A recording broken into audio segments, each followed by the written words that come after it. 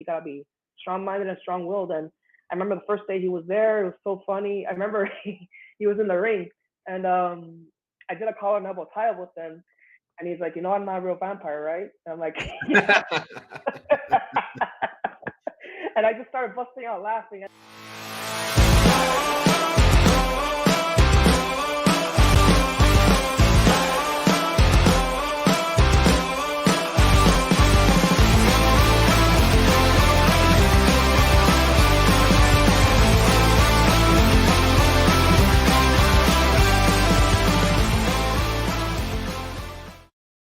Welcome back to another episode of CCW Insider, where we talk about the matches and stories from wrestling's last territory, Coastal Championship Wrestling. Today on the show, I have a guest, Adrian Paz, who is one of the referees at CCW. Adrian, welcome to the show. Thank you very much, Ryan. Thank you for having me here on the show. Well, let's start off first. Everybody kind of has like a wrestling story of what their background is with wrestling. And so I guess the question to lead off with is just, did you grow up a wrestling fan? Yes, I did. I'm going to take you back all the way to 1996, 1997 around WCW. My mom was never really much a fan of the product, really. It was originally my dad and my older brother, Alex. We're 6 years apart, he and I remember just watching it. I remember snips of the NWO back in their heyday with Eric Bischoff, Hollywood Hogan, the whole faction, Scott Hall, Outsiders, all that cool stuff. I remember a bit when I was 5 and 6, getting around that age, just seeing Sting coming down from the rafters and just seeing the mystique and aura of Sting was really captivating to me. So just seeing Sting, it kind of reminded me like a superhero because I'm a huge Batman fan. I'm a huge comic book fan. I love DC, not Marvel. So he just gave me like huge Batman vibes, and I was a huge Batman fan as a kid, so I am. So Sting was probably the one that really caught my attention in terms of like aura and like, just show entertainment. It was really captivating to me. So I was a huge Sting fan, still am, ever since I was a kid. I was pretty much more of a Sting fan than Undertaker fan. Might be an unpopular opinion, but Sting is just, for me, really captivating. It's you're not the first person on this show to say that. Somebody else just recently mentioned Sting, and I wonder what it is about him that's so popular. But it must be nice, the fact that he's still around. Or no, and not around again. Yeah, and just to piggyback off your comment, if you watch some of his matches, like for example, his match at Double or Nothing with Darby against Ethan Page and Scorpio Sky, that dive off the top was just something out of nowhere. And mind you, he's in his 60s, so yeah. Yeah, just him no-selling that suplex was just something that brings just memories in my eyes, with Shivani in the background yelling and getting up, and it just brings nostalgia feel. I was a huge WCW fan. We watched Thunder a lot, and Saturday night, I was a big Saturday night fan. I used to watch WCW Saturday night when Goldberg started there, peaking at his peak. Huge Sting fan. My brother's a huge Flair fan. He can't get enough of Ric Flair. His promos are something else. My dad loves Ric Flair. We will all just laugh at his promos with his eccentric nature and just, you know how Rick is. So every time I watch him on TV, I'll just be glued. So I'm a huge Flair fan, Sting fan, etc. And Macho Man, Hogan. I'm a huge Hogan fan. My brother, not that much, but he's a huge Flair fan. So yeah, pretty much. And my brother and my father remembered Kevin Sullivan back in the Florida days too. So he mentioned a lot about Kevin Sullivan. He used to remember a lot about Kevin Sullivan and Ric Flair. My father did. So it was pretty much my father and my brother that got me into it since I was 5, and I just haven't grown up from it. Did you have other athletic pursuits when you were a kid? Well, when I was a kid, I was really into football. Football was pretty much my niche, and also auto racing. My brother and I are huge NASCAR fans. We just got back from Homestead back on Sunday. We were watching the race on Homestead, so we're huge NASCAR fans. Open wheel fans. So I guess racing is another way of what I like as well. Also like football, pros, college, you name it. As far as pursuits go, I did some little bit of amateur wrestling back in middle school. I was very much of a bookworm. I wasn't really into. I love sports. Don't get me wrong, but for me, multitasking was a challenge for me. So mainly it was just sports and studies. So I just chose studies over sports. And looking back on it, I kind of regret it because had actually applied myself to sports, and I might have been actually good, who knows, but I did a little bit of wrestling back in middle school, did some practices here and there, never had an actual match, but I did some practices here and there and got my body conditioned for it. It's so funny that you say that, because I always think of the exact opposite for me. I played a lot of sports when I was a kid. I was not good at them. Cool. I was on the bench all the time. But I did excel in academics, and I always think to myself, what if I just didn't play sports and I like really pushed myself all the way on the academics? What would have happened then? So No, I mean, a lot of people, no, and I give credit to a lot of people that push in their academics and excel in sports as well, because doing multitasking both is not an easy option, because in sports you have to attain the highest level of performance as well as your academics. So it's not easy as it looks. let's talk about your decision to get into wrestling. You chose to be a referee. What made you choose to be a referee over a wrestler? Originally, when I decided to train, it was going to be in wrestling, and Okay. my first couple of lessons was pretty good. I learned a lot in terms of side headlock takeovers, calling everyone tie-ups, hip tosses, so forth. But basic footwork is what's really critical in the ring. I remember the higher ups management always mentioning how important footwork is, very important to match. If you're in sync with your opponent, it's always important. If you're off sync with an opponent, it's never a good thing. Injuries can happen. And the first couple of classes that I did a lot of bumping, like sort of rolls, back bumps. The ones I always struggle with were the handstands. So like there's handstand bump and handstand slam. So handstand roll, which is basically you put your hands on the canvas and you just roll down and gently. Now handstand bump, you literally go handstand and then you let go and just tuck the chin in and brace yourself and then pancake fly on the mat. You pancake fly on the mat and then you just get up. So those were a couple of lessons that I learned in the beginning, and just learn basic rolls. Just get your feet wet, get used to the ring, get used to when you hit the ropes. I remember first time hitting the ropes, that wasn't a fun thing, but I used to have like little rashes here, rope rashes. So that was always like a little badge of honor here and there. And those are always fun, but just learning the basics of learning how to take bumps, learning how to take rolls, learning how to do flips here and there. It can be intimidating at first because when you first have that fall on the canvas, it's not fun.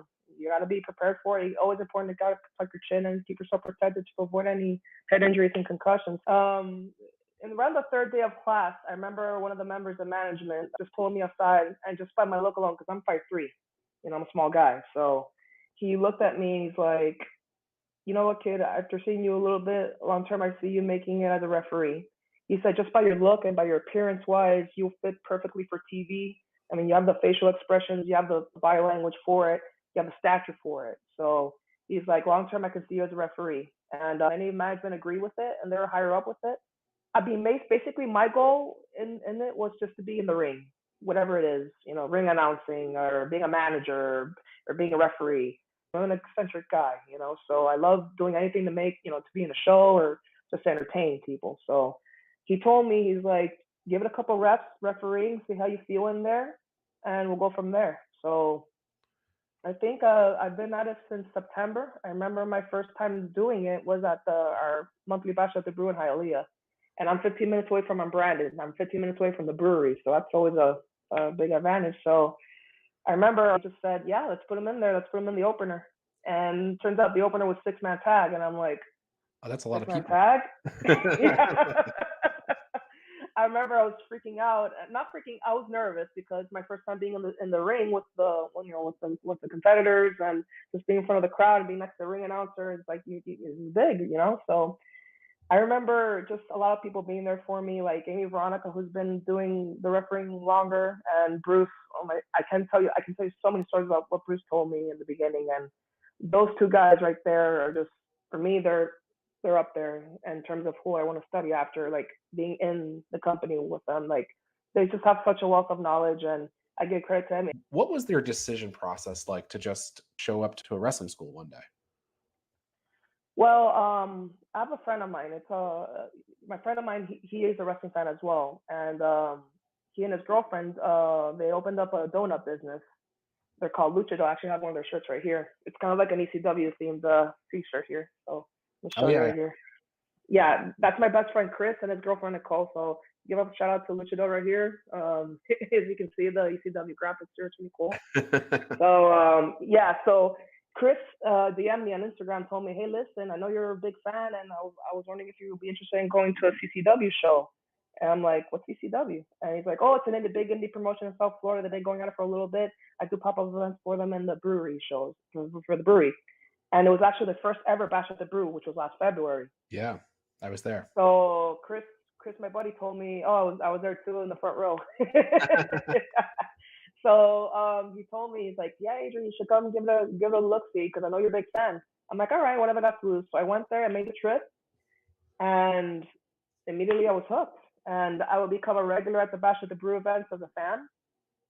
The front row the entire time. I'll be, talking trash with Ariel Levy and with Fonzie, and just it was so much fun. And about 5 months later, which is I want to say July, it was July. I found out that QT Marshall, he was in a seminar. So with QT Marshall, we did the whole seminar, and I actually spoke to a DM Facebook with the CCW promotion because I was friends with them. I followed them, and they just filled me in on what to do, what to do to be prepared. So a month before the seminar, I actually attended the school, which was on a Monday right after work. I remember just getting there after work, just to see the school. And I remember seeing the students there and seeing all the vets in the ring with them, and it was really cool, eye-opening seeing it, just seeing them in the ring and whatnot. I remember Ricky Martinez was actually the guest trainer there. Ricky was training them at that day, and I was just near the apron watching him teach and go over like a few holds here and there. And it was really cool listening to that for like 5 minutes. And I remember I walked in and I saw Nelio there, I saw Cha Cha Charlie there, I saw Dan Evans there, and I got to meet the inner crew. So it was really cool. And I remember Cha Cha, he had a smirk. He's like, "So you're ready to be a wrestler?" I'm like, "Yeah, I'm ready." And then Cha Cha hooked me up with the shirt, and I'm still wearing it. So that's a pretty cool moment. And then Nelio just went over everything with me. He's like, "Get your feet wet, get yourself accommodated, get used to your surroundings. I want you to take a look at the ring, feel the ring, walk around it, see what you think." And then Dan was like the same way, and Dan was like, "You like it?" I'm like, "Yeah, this is really cool." And then so he filled me out on everything, and then I started back in like around the first week of July of last year. Learning the rolls, learning the bumps, learning the holds, getting my cardio up. Thankfully, I was in good shape when we started. So right now, I gained a little bit of muscle and pounds, but back last year, I was a little slimmer, and I was able to do the conditioning pretty good. We did a lot of squats, a lot of cardio with the running the ropes, just doing all sorts of bumps, rolls, you name it. And I remember the first couple of days of training, Nelio pulled me aside and he showed me a couple of things. Like, he's like, "I guarantee you when you walk out of here, you're not going to look at wrestling the same. You're going to look at it not as a fan, but as a worker and as, perfectionist. Like, you want to see everything how it looks." He filled me out on every little detail. And that's something that, like, when you're trying to get into the business, you need to know those certain things, because I feel like that's very critical in you to succeed, whether it be a wrestler, whether it be a manager, whether it be a referee, whether it be anything.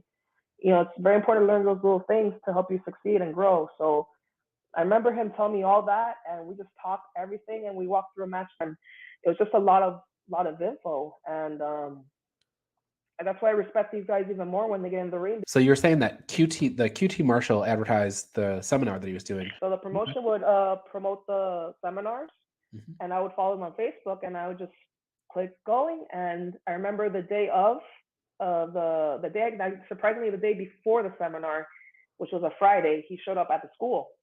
And I remember Jake St. Patrick was there. Just a lot of stars were there. It was a lot of wealth of knowledge. I remember taking a hip toss from QT Marshall. That was something really cool. I never forget how high up I was. I'm 5'3", so imagine being 10 feet in the air in the middle when he's flipping you. That's pretty crazy. So I'll never forget touching my chin when I took that bump. It was crazy how high he took me. But probably the most coolest guy I've ever met in my life so far in the business. He's super down to earth, super nice guy.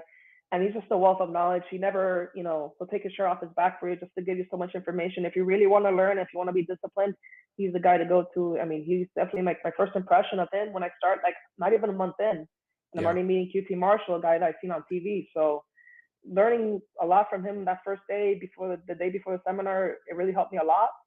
And I remember the day of the seminar, we did a lot of stuff, and I did a little bit of sequences with him in terms of like shoulder takedowns, collar elbow tie-ups, him working my arm, and just doing Irish whips, this and that. And you just learn a lot from him. And I remember him telling me, "You're still a little timid, but you have pretty good footwork. Keep it up." And just hearing that from him was pretty good because he's been at it for 18 years now, since '04. So he knows a lot. So I definitely walked out there with confidence. And then that same day was the bash show. And I remember my first gig there was I just was a backstage guy handing with the gear. And then I remember I did the roping camp for like the main event, which was Jackal Stevens against Anthony Katina for the Southeastern title. And the match before that was QT against Cha Cha. So I remember I did the roping camp for those matches, and that was like my first gig working that show. And then literally the month after that bash, which is September of last year, is my first refereeing job. So it was pretty cool. Yeah, you mentioned that after a month, you're learning from QT Marshall. I think that speaks to the quality of the CCW program in general, right? That you're going into CCW, and then within a month, you've got connections enough to learn from people that are on TV. No, and then when Gangrel came in, that was a huge, like, that just blew me away so much. I mean, here's a guy that I just watched when I was a kid, when he was with the Brood, and now I'm seeing, like, I'm looking across the hallway from Gangrel. So that was really captivating to me. And when they did the whole merger with us, that was really big too. And then he brought his students along too. And I got to meet Anna Diaz, who's she's such a warrior, she's such a fighter, and she's very inspirational. Her story is just crazy.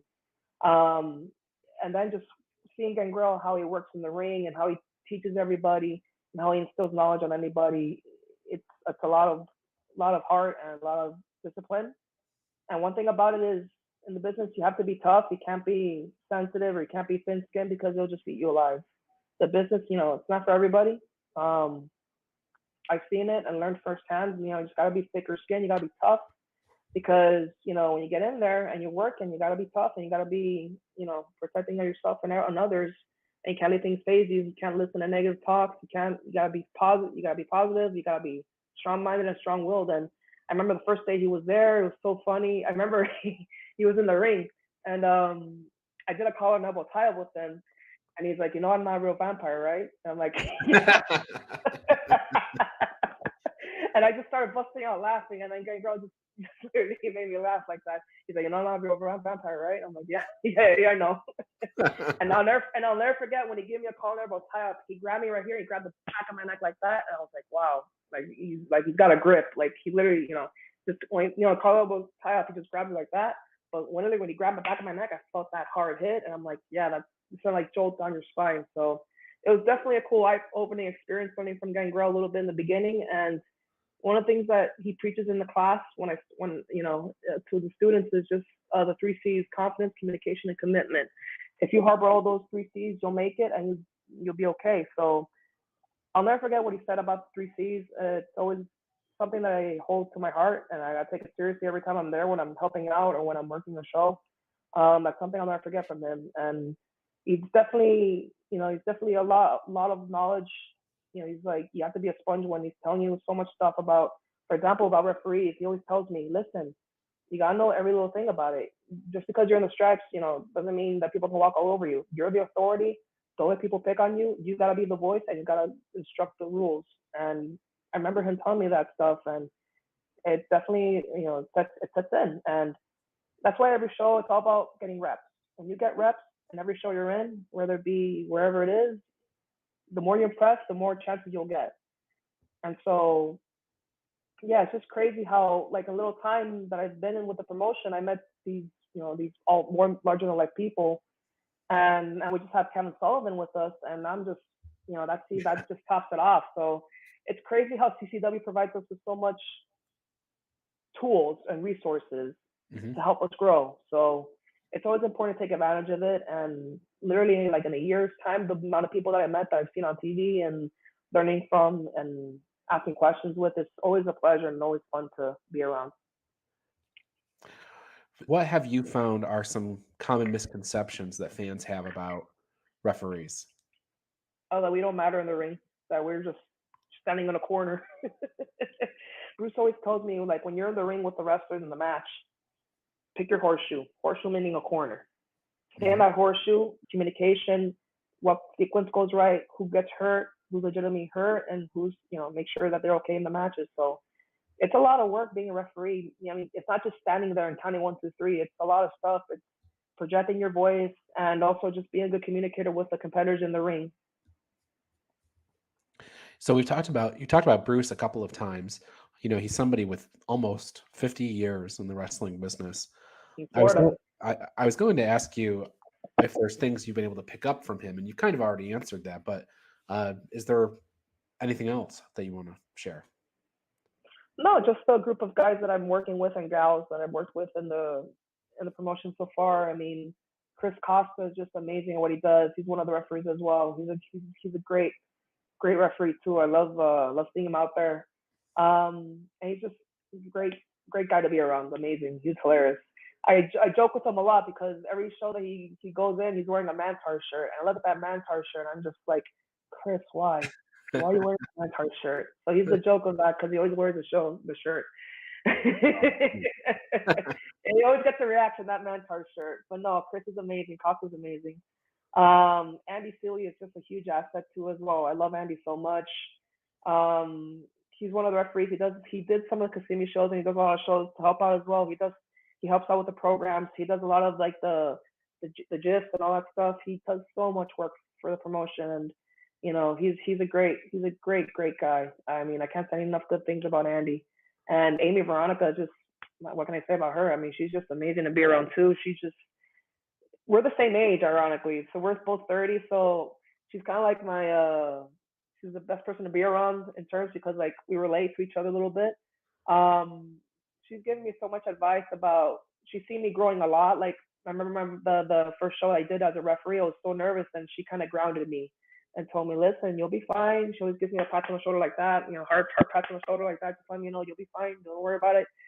Just stay calm, do the counts, project your voice, show emotion. That's it. And she always gives me like great affirmations, and she's always been there, and I can't thank her enough for her help so far in my journey. So I give all those people credit. Well, you've got great people around you. Yeah, and when you have great people absolutely. around you, you can achieve a lot of things. So Yeah. next question is, what are your goals? Every time I'm in the ring with the boys and doing the matches, I'm always in that game mode and I forget about everything that's going on outside of the ring. Once I'm in the ring, I feel okay, and the camaraderie is what I love too. Something I never had before. So it's something I don't take lightly and something I enjoy. And long term, I'm just gonna keep going until I can't no more. Obviously, if something happens, great. But if something doesn't happen, I can just say, hey, listen, I did it, and I'm happy I'm still doing it. I'm still healthy. It only took me 30 to fulfill my dream, but it's never too late. I think of examples like Diamond Dallas Page. Like he wanted to become a wrestler like close to 40, and people were like laughing at his face, like, "Oh, you'll never make it. You never draw at the age of 40." And look at him now; he's a multi-time world champion. So I look at that example, and I never say I wish I entered it when I was like in my 20s because really there's no such thing as how old you're supposed to be in the business. As long as you're healthy and you're motivated and you're committed, and you have people around you that can help you, do it. And like I said, it's still a hobby. I still love doing it. Where it goes from here, I don't know. Only God knows. So I'm looking forward to seeing what the next chapter entails for me. But I'm still doing every show I can then, and still giving the effort I can. If people haven't seen you referee a match, are any of yours out on YouTube that they can go see? Yes, one of the matches. There's several matches I'm proud of. I have to say the one match that I'm really proud of is probably the Alan S2S Martinez versus Fuego del Sol, AEW Fuego del Sol match back in our very first Friday night bash at the Brew. I believe it was April 8th of this year. Mm-hmm. It's on YouTube. You go check it out. First of all, the match was phenomenal. And there was no miscue at the match at all. Everything was perfect the way it was. It's around 15-minute match. It's the match where I get kicked in the face by S2S Martinez in the corner, where I just knocked out like a ton of bricks.